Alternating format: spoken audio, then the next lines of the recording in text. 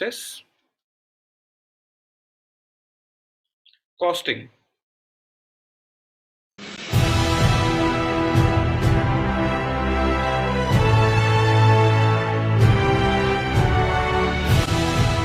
एक एक करके करते हैं।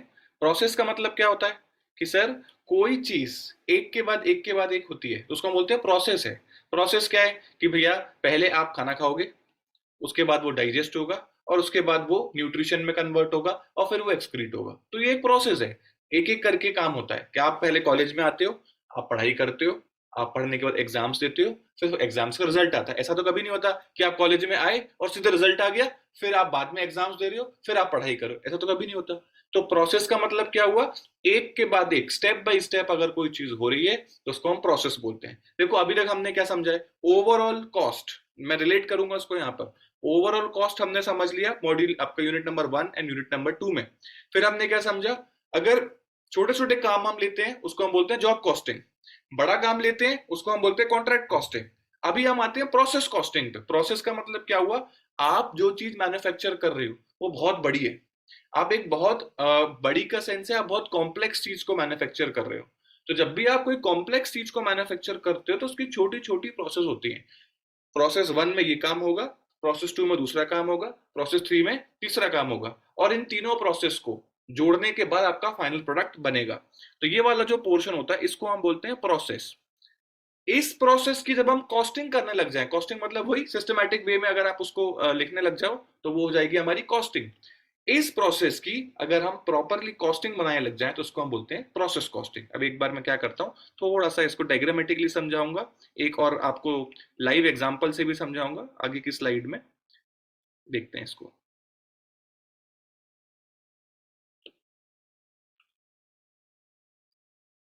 ये हुआ आपका एक ब्लॉक, अब और ब्लॉक भी बनाएंगे।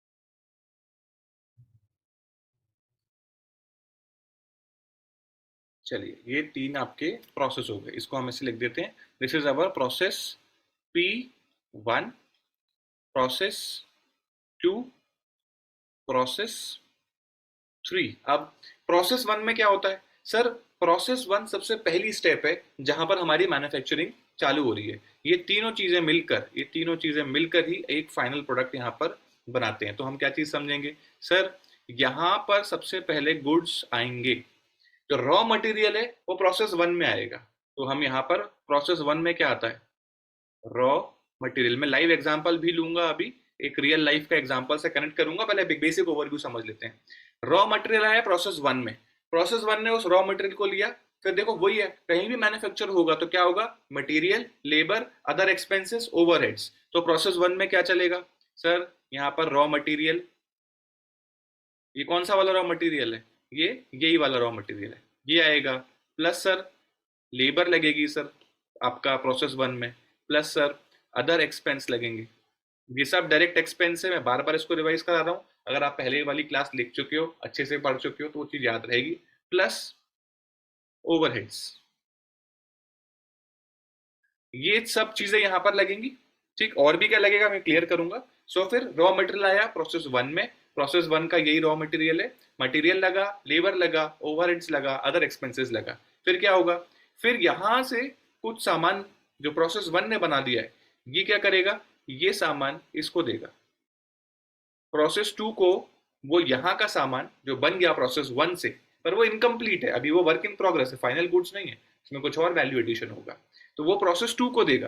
तो ये क्या हुआ, इसने भी क्या किया, प्रोसेस 2 को सामान दिया, क्या दिया, मटेरियल दिया। प्रोसेस 1 ने कुछ सामान बनाया, वो सामान प्रोसेस 2 को दिया, तो प्रोसेस 2 के पास मिला क्या, मटेरियल। तो ये सेम चीजें आपको प्रोसेस 2 में भी आ गई। लेकिन ये जो मटेरियल इसके पास आया है वो कौन सा वाला मटेरियल है, ये यही वाला work in progress material, material from process 1, ये गया प्रोसेस 2 पे, तो ये सेम मटेरियल P2 के पास आ जाएगा, प्रोसेस 2 के पास आएगा। अगर आप ये डायग्राम समझ रहे हो तो प्रैक्टिकल क्वेश्चन पे जब मैं आऊंगा ना, वो चीज आपको फट से समझ में आ जाएगी क्या हो रहा है। अभी तक आपको क्वेश्चंस को देख रहे होगे, डर लग रहा होगा। अगर आप इस डायग्राम को समझ लोगे तो आपको कहीं भी प्रैक्टिकल में भी डर नहीं लगेगा और थ्योरी समझ में आ ही रही है। ठीक है, अब प्रोसेस 2 में क्या हुआ सर, प्रोसेस 1 का मटेरियल आ गया, प्रोसेस 2 की लेबर अलग है, वो दूसरी तरीके से आपकी स्किल्स के साथ है, तो उसने अपनी लेबर लगाई, अदर एक्सपेंसेस लगाए, ओवरहेड्स लगाए। प्रोसेस 2 ने भी एक छोटा सा पोर्शन और इसमें ऐड ऑन कर दिया। फिर क्या किया उसने, उसको ऐड ऑन करके उस पोर्शन को जो प्रोसेस 2 से बन के निकला है वो गया प्रोसेस 3 के पास। तो प्रोसेस 3 के पास क्या आया सर, इसके पास भी मटेरियल आया, मटेरियल फ्रॉम, कहां से आया मटेरियल, प्रोसेस 2। सर प्रोसेस 2 ने इसको मटेरियल दिया, बिल्कुल ठीक है। चलिए अब ये वाला जो प्रोसेस 3 है, इसने भी क्या किया, इसने भी यही सारे पोर्शंस के ऊपर काम किया। प्रोसेस 3 ने भी मटेरियल लिया, लेबर लिया, अदर एक्सपेंसेस लिए, ओवरहेड्स लिए, और उसने क्या किया, ये कौन सा मटेरियल लिया सर, यही वाला मटेरियल, यही वाला मटेरियल सर प्रोसेस 3 ने भी लिया। अब जब प्रोसेस 3 जो कि आखिरी प्रोसेस है, उसने जब सारा काम कर लिया, अब जो गुड्स प्रोसेस 3 से बन के निकलेगा उसको हम बोलते हैं, ये जो प्रोसेस 3 यहां पर दे रहा है इसको हम बोलते हैं फिनिश गुड्स, फिनिश्ड गुड्स। यही सिर्फ यही प्रोसेस कॉस्टिंग है। अब अगर मैं सिर्फ इसकी कॉस्टिंग करूंगा तो ये प्रोसेस 1 की कॉस्टिंग है, अगर मैं सिर्फ इसकी कॉस्टिंग करूंगा प्रोसेस 2 की कॉस्टिंग है, मैं सिर्फ इसकी कॉस्टिंग करूंगा प्रोसेस 3 की कॉस्टिंग है। मैं इन तीनों को एक साथ देखूंगा और फाइनली जो मुझे मिलेगा उसको बोलते हैं फिनिश गुड्स। तो फिनिश गुड्स की जो कॉस्टिंग निकल के आएगी वो तीनों प्रोसेसेस को जोड़ दोगे तो आपकी फिनिश गुड्स की कॉस्टिंग आएगी। अब अच्छी बात यह है, प्रोसेस 1 का जो फाइनल मटेरियल बना है, इस मटेरियल में ये सारी कॉस्ट जुड़ के आई है, तभी तो ये मटेरियल बना है। तो मैं अगर ये बात बोलूं कि प्रोसेस 2 में सर जो मटेरियल आया है वो प्रोसेस 1 से ही आया है, इसकी जो भी वैल्यू होगी, इसका जो भी कॉस्ट होगा, वो सर इन सबको मिला के ही आया है, क्योंकि वो प्रोसेस 1 का पूरा खर्चा मटेरियल में बना, वो मटेरियल ने प्रोसेस 2 को भेज दिया। तो प्रोसेस 2 का जो मटेरियल है उसमें सारे खर्चे प्रोसेस 1 के जुड़े हुए हैं। नेक्स्ट, प्रोसेस 2 ने अब जो ये मटेरियल बनाया है इसमें प्रोसेस 1 और प्रोसेस 2 दोनों के खर्चे जुड़े हुए हैं। तो ये वाला जो मटेरियल है जब ये प्रोसेस 3 में पहुंचा, ये वाला मटेरियल, तो इसके अंदर प्रोसेस 1 के सारे खर्चे हैं, प्रोसेस 2 के सारे खर्चे हैं, और अब ये प्रोसेस 3 के लिए रेडी हो गया। इन सबको भी अगर मैं जोड़ दूंगा तो मुझे जो फिनिश गुड्स मिलेगा, इस फिनिश गुड्स में तीनों प्रोसेसेस के सारे एक्सपेंडिचर जुड़े हुए होंगे और इस फिनिश गुड्स की कॉस्ट मेरे को यहीं से निकल के आ जाएगी। बिल्कुल सिंपल सा पोर्शन है। अब एक छोटा सा इसमें हम यहाँ पे एग्जांपल लेते हैं, फिर आगे भी हम एक और एग्जांपल लेंगे। क्या देते हैं कि मान लो मुझे एक पेन बनाना है, ये पेन, सिंपल एग्जांपल। प्रोसेस 1 ने क्या किया, उसने प्लास्टिक ली और उसने से प्लास्टिक का काम किया, तो पूरी प्लास्टिक का उसने एक बढ़िया सा डिजाइन तैयार किया। प्रोसेस 1 ने मटेरियल बाहर से परचेज किया और उसने आपका प्लास्टिक वगैरह सारे काम कर दिए, लेबर लगाई, अदर एक्सपेंसेस लगाए, ओवरहेड्स लगाए, प्रोसेस 2 को भेज दिया। प्रोसेस 2 ने क्या किया, प्लास्टिक ली। अब हो सकता है प्रोसेस 2 ने कोई और भी मटेरियल लिया हो, ये भी हो सकता है, ऐसा नहीं है कि सिर्फ प्रोसेस 1 से ही आ रहा है, कहीं और से भी मटेरियल आएगा। क्वेश्चन आपको बताएगा कि सर उसने निब कहीं और से परचेज करी, इंक कहीं और से परचेज करी, तो हो सकता है प्रोसेस 2 के पास दो मटेरियल आ जाए, एक प्रोसेस 1 का मटेरियल, एक बाहर से परचेज मटेरियल, कोई दिक्कत नहीं, कोई दिक्कत नहीं है। तो वो वाला उसने प्रोसेस 2 ने क्या किया, उसने इसको परचेज किया, प्रोसेस 1 से लिया खाली खांचा जो प्लास्टिक का है, इसमें उसने आपकी रिफिल वगैरह डाली और उसको प्रोसेस 3 में डाल दिया। प्रोसेस 3 ने क्या किया, उसको पैकेजिंग कर दी एंड फाइनली एक फिनिश गुड्स बन के तैयार हो जाए। तो तीनों प्रोसेसेस का अपने आप में एक इंटरनल रोल है, बिना उसके फिनिश गुड्स बन ही नहीं सकता। बस यही प्रोसेस कॉस्टिंग है। अब इसमें एक आध पोर्शंस और क्या एड ऑन हो जाते हैं वो मैं आपको अभी ओरली बताता हूँ, आगे हम इन राइटिंग भी उस पोर्शन को समझेंगे। एक चीज क्या, प्रोसेस 1 में काम हो रहा है, कई बार काम होता है तो कुछ लॉस भी हो जाता है। अब मैं अगर प्लास्टिक को मोल्ड कर रहा हूँ, मैं प्लास्टिक को गोल ढांचे में बना रहा हूँ, तो कुछ प्लास्टिक खराब भी होगी, तो हम क्या बोलेंगे, वेस्टेज हो गई यार ये तो उसको। लेकिन अगर मुझे पता है कि अगर मैं 10 किलो प्लास्टिक में काम करता हूँ तो 2 किलो मेरी वेस्ट होती है, अगर मुझे पता है तो उसको हम क्या बोलेंगे, नॉर्मल वेस्टेज। ये तो पता है, ये तो होता ही है यार, ऐसा ही होता है हमेशा नॉर्मल। अब मैं 1 घंटा पढ़ने बैठा हूँ, ध्यान से सुनिएगा, 1 घंटा आप पढ़ने बैठे हो, हमको क्या लगता है 1 घंटे में यार 15 मिनट तो यार वेस्ट हो ही जाएंगे, कौन 1 घंटा पढ़ता है, तो हमें पता है ना, जो चीज हमें पता है वो नॉर्मल है। अब मैं 1 घंटे पढ़ने बैठा, यार 15 मिनट वेस्ट हो गए, 45 मिनट की पढ़ाई हुई, तो क्या बोलेंगे, 1 घंटे में 45 मिनट की पढ़ाई हुई, 15 मिनट मेरे नॉर्मली वेस्ट हो ही जाते हैं, तो वो हो ही गए। लेकिन किसी दिन क्या हुआ, आप 1 घंटे पढ़ने बैठे और आपके 25 मिनट वेस्ट हो गए, तो आप क्या बोलोगे, यार मैं 1 घंटे पढ़ने बैठा, मैंने 35 मिनट पढ़ाई करी, वैसे तो मेरी 15 मिनट ही टाइम वेस्ट होते हैं, तो 15 मिनट तो मैं नॉर्मली वेस्ट होता ही है, लेकिन यार आज मैंने 25 मिनट वेस्ट कर दिए, मतलब मैंने 10 मिनट एक्स्ट्रा वेस्ट कर दिए। तो ये जो 10 मिनट मैंने एक्स्ट्रा वेस्ट करने का, ये नॉर्मल है? नहीं नहीं, ये नॉर्मल नहीं है। नॉर्मली तो मैं 15 मिनट ही वेस्ट करता हूँ, ये एबनॉर्मल है। एबनॉर्मल लॉस हुआ यहाँ पर टाइम का। अब नॉर्मल और एबनॉर्मल में कोई ज्यादा अंतर नहीं, जो हमेशा से होता आया है वो नॉर्मल है, हमेशा से 15 मिनट मेरे वेस्ट हो जाते हैं, नॉर्मल लॉस है। एबनॉर्मल, एक दिन 25 मिनट वेस्ट हो गए, तो जो 10 मिनट एक्स्ट्रा वेस्ट हुए वो एबनॉर्मल लॉस है। बिल्कुल ठीक है। अब नॉर्मल और एबनॉर्मल लॉस को आप कभी नहीं समझ भूलोगे एक चीज। वैसे ही यहां पर भी, इधर पे भी, जब आप काम कर रहे हो तो कुछ लॉस होता ही होता है, तो हम बोलते हैं नॉर्मल लॉस है। जो हमें पता है होता ही होता है वो नॉर्मल लॉस है। लेकिन कई बार उससे ज्यादा हो जाए तो जितना ज्यादा हुआ है उसको हम बोलेंगे एबनॉर्मल लॉस। तो अभी हमने क्या पोर्शन को एक बार यहां पे टच कर लिया, normal loss versus abnormal loss. अब एक पोर्शन और जोड़ता हूं इसी आपके रियल लाइफ के एग्जांपल से। क्या था, नॉर्मल क्या था, 15 मिनट वेस्ट होते 1 घंटे में। एबनॉर्मल क्या हो गया, 25 मिनट वेस्ट होगा, 10 मिनट एक्स्ट्रा वेस्ट होगा, ये मेरा एबनॉर्मल हो गया। अब एक और लॉस। अब एक और, एक दिन में पढ़ने बैठा, इतना मजा आया पढ़ने में, इतना मजा आया, कॉस्टिंग की क्लास पढ़ रहे थे, 1 घंटे की क्लास थी, मैं 55 मिनट, मुझे मालूम ही नहीं पड़े यार, इतनी ईमानदारी से पढ़े कि मजा आ गया एकदम। अभी क्या हुआ, अभी क्या होता है, सर 45 मिनट पढ़ता हूँ, 15 मिनट का नॉर्मल लॉस होता है, अभी तक तो ये हुआ है। लेकिन सर ये वाली क्लास जो हमने कॉस्टिंग की देखी, 45 की जगह सर 55 मिनट, क्या ध्यान लगा, पूरा समझ में आ गया। इसका मतलब क्या हुआ, 15 मिनट लॉस जो मैं करता था वो मैंने 5 मिनट का ही लॉस किया। इसका मतलब जो 10 मिनट का मैंने गेन किया है, क्या वो नॉर्मल गेन है? नहीं नहीं, एबनॉर्मल गेन है। एबनॉर्मल और नॉर्मल क्या है, जो चीज हमेशा से होती आ रही है वो नॉर्मल है, जो हमेशा से नहीं हो रही है, आज ही हुआ है, वो एबनॉर्मल है। हम जनरली ऐसे ही बोलते हैं। तो नॉर्मली 15 मिनट वेस्ट होते थे सर, इस बार 15 मिनट में से 5 मिनट ही वेस्ट हुए, 10 मिनट मैंने पढ़ाई कर ली सर। तो वो क्या हुआ, एबनॉर्मल गेन। एबनॉर्मल गेन, वो 10 मिनट जो आपने एक्स्ट्रा पढ़े, 45 मिनट पढ़ते थे, 55 मिनट पढ़ लिया, 10 मिनट एक्स्ट्रा पढ़े, हाँ, तो 45 मिनट तो नॉर्मल गेन था। ये जो 10 मिनट था ये एबनॉर्मल गेन हो गया, जो हमेशा से नॉर्मली होता जा रहा है, नॉर्मल गेन है। एक्स्ट्रा हो गया 10 मिनट, एबनॉर्मल गेन है। सिंपल है। तो normal loss versus abnormal loss, in the same way मैंने आपको भी कॉन्सेप्ट जो टच किया दूसरा, वो है normal gain versus abnormal gain. ये थ्योरेटिकल क्वेश्चंस आते हैं इसके ऊपर डिफरेंस में। अगर आप ऐसे समझ के करोगे, आगे नोट्स में आपको मिल ही जाएंगे, ऐसे समझ के करोगे तो कभी नहीं भूलोगे। बस उसको कॉस्टिंग में रखो कि सर हमें उम्मीद थी कि 5 kg वेस्ट होंगे, 10 kg 6 kg वेस्ट हो गए, तो 1 kg का एबनॉर्मल हो गया, 5 kg का नॉर्मल गेन आपका लॉस हो गया। सर मुझे उम्मीद थी 5 kg वेस्ट होंगे, लेकिन सर 3 kg वेस्ट हुए, तो क्या बोलेंगे, 2 kg का एबनॉर्मल गेन हो गया। ठीक है, चलिए अब इस क्वेश्चन के बाद हम वापस से आते हैं। एक थोड़ा सा और प्रैक्टिकल एग्जांपल मैं आपके सामने रखता हूं, एक साइकिल का।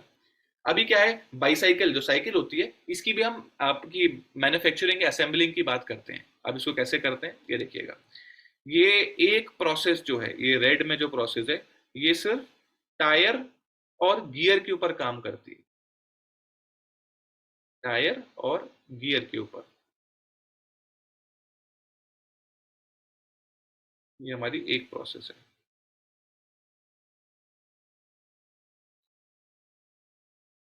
ठीक है, तो दोनों टायर कवर कर लेते हैं हम इसमें। जो हमारी दूसरी प्रोसेस है, ये क्या करती है, ये देखो, ये जो आपको ये ऑरेंज कलर का एक फ्रेम दिख रहा है ना, वो सिर्फ फ्रेम के ऊपर काम करती है। दूसरी वाली जो प्रोसेस है वो फ्रेम के ऊपर काम कर रही है, बस फ्रेम बनाती है वो वाली प्रोसेस। ये फ्रेम में सीट और ये हैंडल वगैरह सब कुछ आ गया। ठीक, अभी जो हमारी तीसरी है, तीसरी को मैं साइड में लिख देता हूं।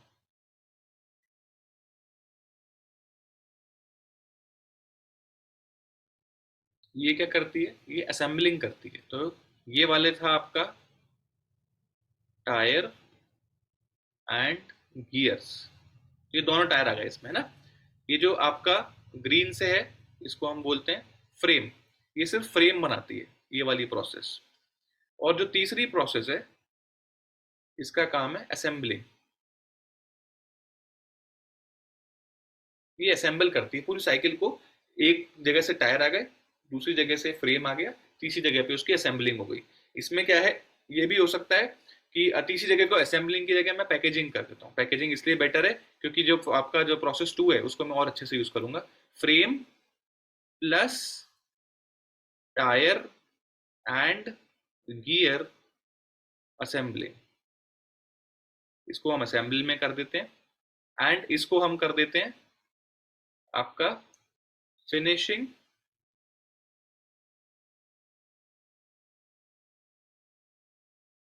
And packaging.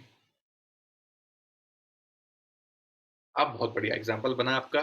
क्या हुआ, ये प्रोसेस वन है, P1, ये हमारी प्रोसेस टू है, और ये हमारी प्रोसेस थ्री है। प्रोसेस वन ने टायर के ऊपर काम किया, गियर के ऊपर काम किया, उसका खुद का खर्चा हुआ, और उसने उस पूरे खर्चे को, पूरे टायर और गियर का खर्चा लिया और उसको प्रोसेस टू में ट्रांसफर कर दिया। प्रोसेस टू के पास आपका tyre with gear process two के पास आए, तो उसने क्या किया, प्रोसेस टू ने, उसके पास बना बनाया फ्रेम था, उसने उस फ्रेम में टायर और गियर को अटैच कर दिया। देखो दोनों जगह टायर, यहाँ टायर बनाने में भी लेबर लगी, ओवरहेड्स बने, मटेरियल लगा। प्रोसेस टू में भी material, labour, overheads, other expenses सब लगे, आपने उसकी असेंबलिंग भी कर दी। प्रोसेस थ्री में सर, प्रोसेस टू का पूरा पूरा सामान, बनी बनाई साइकिल प्रोसेस थ्री में आई, ऐसी जो दिख रही है साइकिल। फिर उसने क्या किया, थोड़ी शाइनिंग करी, थोड़ी कलरिंग करी, पैकेजिंग करी, ये प्रोसेस थ्री का काम था। तो पूरा प्रोसेस टू जब आया उसके पास, तो बनी बनाई साइकिल आई। तो हम ये बात समझ रहे हैं कि प्रोसेस टू में प्रोसेस वन का सारा सामान पहुंच गया।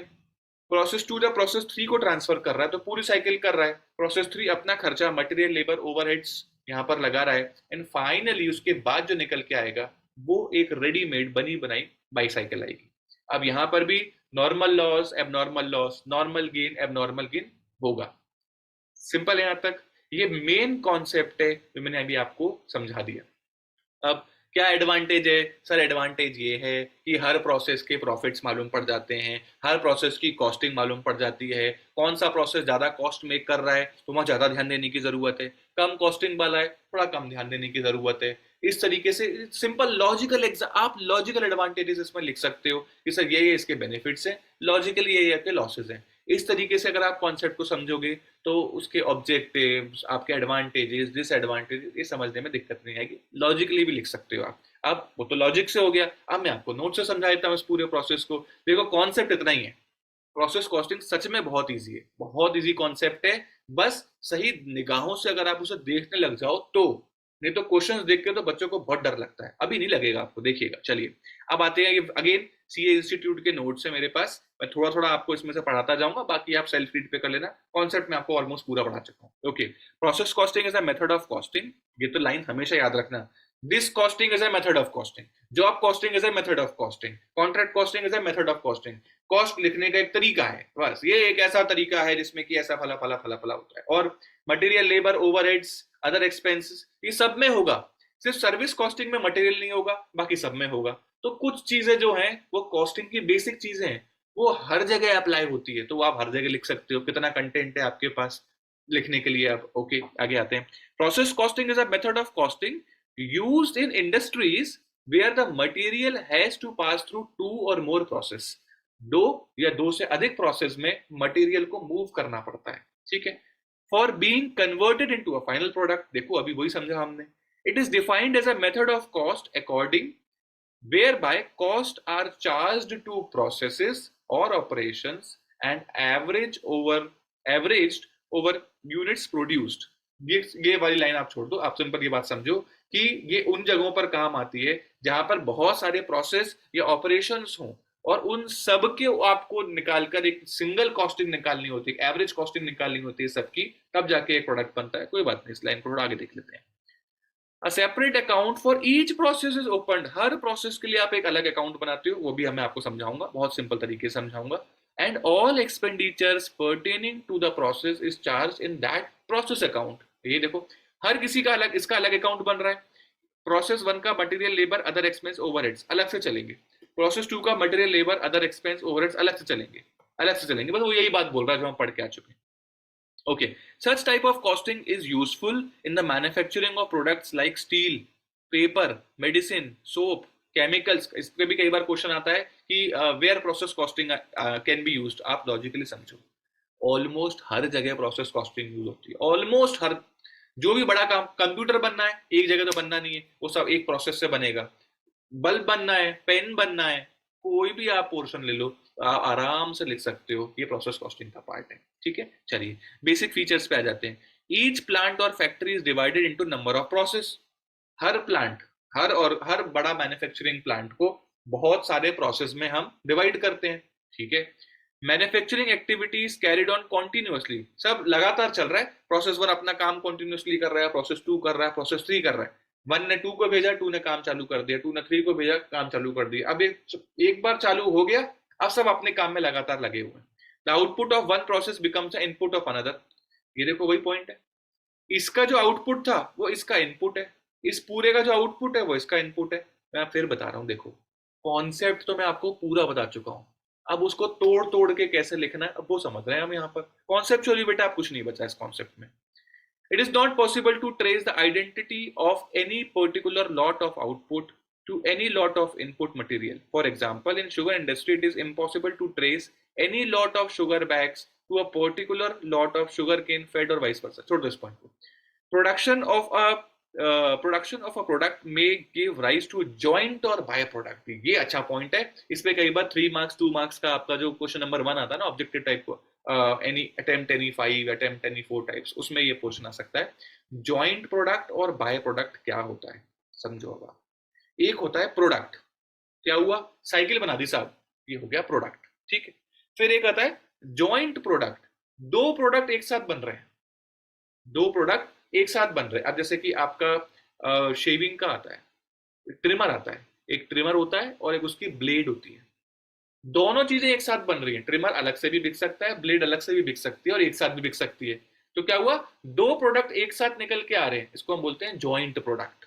ठीक है, जॉइंट प्रोडक्ट जैसे नाम है, जॉइंट अकाउंट, मिले हुए एक साथ दो प्रोडक्ट निकल के आ रहे हैं, जॉइंट प्रोडक्ट। एक ही प्रोडक्ट निकल के आ रहा है, सिर्फ पेन पेन निकल के आ रहा है, प्रोडक्ट निकल के आ रहा है साहब, कोई जॉइंट प्रोडक्ट की बात मत करो, ये अकेला ही बिकेगा। ठीक, अगर आपका वो ट्रिमर और उसका ब्लेड आ रहा है, ये जॉइंट प्रोडक्ट। अब आते हैं बाय प्रोडक्ट। बाय प्रोडक्ट में क्या होता है, मैं बना कुछ रहा हूं, एक बड़ी चीज, साइड बाय साइड एक छोटी चीज भी बन रही है। इसका बेस्ट एग्जांपल है ऑयल। जब हम क्रूड ऑयल बाहर से इंपोर्ट करते हैं, या हम क्रूड ऑयल जो होता है उससे हम पेट्रोल और डीजल बनाना है, पेट्रोल और डीजल जॉइंट प्रोडक्ट, एक साथ दोनों निकल रहे हैं। बाय प्रोडक्ट क्या हो जाएगा, आपका वैसलीन निकल गया, वैसलीन आती है, पेट्रोलियम जेली जिसको हम बोलते हैं, वो आपका बाय प्रोडक्ट है। आप कुछ और बना रहे हो, उसके साथ साथ कुछ छोटी सी चीज अपने आप ही निकल के आ गई, उसको हम बोलते हैं बाय प्रोडक्ट। अभी हम आगे और डिटेल में देखेंगे। तो ये वाला पोर्शन भी हमारे बेसिक फीचर्स का है, आगे देखते हैं। ठीक है, कॉस्टिंग में क्या क्या, वही सीधे वही point, material, labour, direct expenses, overheads, यही सारा पोर्शन इसमें हमारा आता है। अब आते हैं आगे, ऑब्जेक्टिव ऑफ प्रोसेस कॉस्टिंग। क्या ऑब्जेक्टिव है भाई, सर कॉस्ट मालूम पड़ जाए, सबसे पहला ऑब्जेक्टिव तो यही है। अच्छा, ओवरऑल कॉस्ट मालूम पड़ जाए, हर प्रोसेस की कॉस्ट मालूम पड़ जाए, किस जगह पे कितना लेबर लगा है, कितना मटेरियल लगा है, उसके इंडिविजुअली मालूम पड़ जाए। सर कितना वेस्टेज हुआ है, नॉर्मल वेस्टेज हुआ है कि एबनॉर्मल वेस्टेज हुआ है, नॉर्मल गेन हुआ है कि एबनॉर्मल गेन हुआ है। सर बाय प्रोडक्ट कहाँ से, प्रोसेस वन से बाय प्रोडक्ट आ रहा है कि प्रोसेस टू से बाय प्रोडक्ट आ रहा है, उसके बारे में मालूम पड़ जाए। तो बहुत सिंपल सिंपल से पॉइंट्स हैं, देख लो। To determine the unit cost, overall cost मालूम पड़ जाए। To determine the method of allocation of manufacturing cost including a period, हर जगह की मैन्युफैक्चरिंग कॉस्ट, हर जगह की आपकी प्रोसेस की मैन्युफैक्चरिंग कॉस्ट मालूम पड़ जाए। To allocate accumulated materials, labour, factory overheads to each process, वही सेम जो अभी जस्ट मैंने बताया, हर प्रोसेस का मटेरियल लेबर ओवरहेड का खर्चा, मटेरियल लेबर ओवरहेड मालूम पड़ जाए। To express incomplete units in terms of completed units. अब ये वाला पोर्शन ये है कि हमें ये मालूम पड़ जाए कि इतनी सारी इनकम्प्लीटेड यूनिट्स थी, इनकम्प्लीट मतलब वर्क इन प्रोग्रेस, वो हमारा देखो कंप्लीट हो गया। तो इस साल हमने 500 यूनिट्स जो अधूरी थी उसे हमने पूरा कर लिया, उसको हमने पूरा बना दिया। तो इस साल हमने सिर्फ अधूरे को पूरा 500 यूनिट्स बनाए, पूरे नए यूनिट्स में 2000 बनाए। तो इस तरीके से हमें मालूम पड़ जाएगा कि हमने एक्चुअली काम कितना किया है। Next, to give accounting treatment to process loss, वही waste, scrap, defective goods, spoiled मतलब खराब गुड्स, इनका हम अकाउंटिंग ट्रीटमेंट दे पाए। फिर ज्वाइंट प्रोडक्ट बाय प्रोडक्ट के बारे में हम डिफरेंशिएट कर पाए और उनको हम यूज कर पाए। And finally to calculate the cost of main product accurately, finally जो आखिरी प्रोडक्ट आ रहा है उसकी परफेक्ट कॉस्टिंग में यहाँ पर निकाल पाऊँ। नेक्स्ट आते हैं ज्वाइंट प्रोडक्ट बाय प्रोडक्ट, में आपको बता चुका हूँ, इसका सिंपल थ्योरी रीड कर लेना, आपको आराम समझ में आ जाएगा। ठीक है, आप देखो ज्वाइंट प्रोडक्ट में एग्जांपल क्या है, डीजल, पेट्रोल, जेट फ्यूल, वही जो ऑयल आता है, क्रूड ऑयल जो आता है उससे निकलता है ज्वाइंट प्रोडक्ट। अब इधर आ जाते हैं, बाय प्रोडक्ट का एग्जांपल क्या है, लिख लेते हैं। For example manufacturing of timber products such as chair and tables which is main product while sawdust is a by product. अच्छा एग्जांपल है क्या, कि मुझे बनाना क्या है, मुझे टेबल चेयर बनानी, सपोज टेबल बनानी है। जब टेबल बनाते हैं तो बुरादा निकल जाता है, तो बुरादा क्या है, ये बाय प्रोडक्ट है। आजकल बुरादे को कंप्रेस करके प्लाई बनाई जाती है, इसको हम चाइनीज प्लाई बोर्ड भी बोलते हैं आजकल। तो वो बुरादा भी देखो कुछ चीज बनाने के लिए तैयार है, वो चीज कुछ बना देगा। ठीक है, तो इस तरीके से बाय प्रोडक्ट निकल रहा है। बना क्या रहे हैं सर, बना तो हम टेबल रहे हैं, बना तो हम चेयर रहे हैं, लेकिन निकल के जो सामान बुरादा आ गया बाय प्रोडक्ट, वो भी बिक सकता है और उससे कुछ और भी बन सकता है। तो इस तरीके से बाय प्रोडक्ट वाला कॉन्सेप्ट है, प्लीज इस बात को समझो। ये जॉइंट प्रोडक्ट बाय प्रोडक्ट अपने आप में 3 to 4 मार्क्स का क्वेश्चन है, आप देख लेना इसको, ऑब्जेक्टिव भी है अपने आप में, ये सारे क्वेश्चन है अपने आप में। पर आप देखो कॉन्सेप्ट तो बेटा इतना ही है, अभी तक आपने कोई भी नई बात नहीं समझी, कॉन्सेप्ट इतना ही है। अब उसी कॉन्सेप्ट पे हम थ्योरी पढ़ रहे हैं, फिर मैं इसी कॉन्सेप्ट पर आपको प्रैक्टिकल भी पढ़ा दूंगा, देखिए प्रैक्टिकल क्वेश्चंस भी कर लेंगे। अब ये फीचर्स हैं, अब आप देख लेना, features, advantages, limitations, simple simple से पोर्शन है, कोई भी इसमें गड़बड़ नहीं है, आप लॉजिकली भी लिख सकते हो। अब एक पॉइंट यहाँ लिख दिया, process costing help in preparation of tender या कोटेशन, ये तो बहुत नॉर्मल सी चीज है। मैं जब भी कॉस्टिंग, यही ज्वाइंट कॉस्टिंग में लिखा था, यही कॉन्ट्रैक्ट कॉस्टिंग में लिखा था, यही पोर्शन आप प्रोसेस कॉस्टिंग, अरे मुझे कॉस्ट मालूम पड़ जाएगी तभी तो मैं कोटेशन दे पाऊंगा, मुझे कॉस्ट मालूम पड़ जाएगी तभी तो मैं टेंडर डाल पाऊंगा। तो ये सब, सबके ऑलमोस्ट एडवांटेजेस एक जैसे हैं, सबके ऑलमोस्ट डिसएडवांटेजेस भी एक जैसे हैं। चलिए अब हम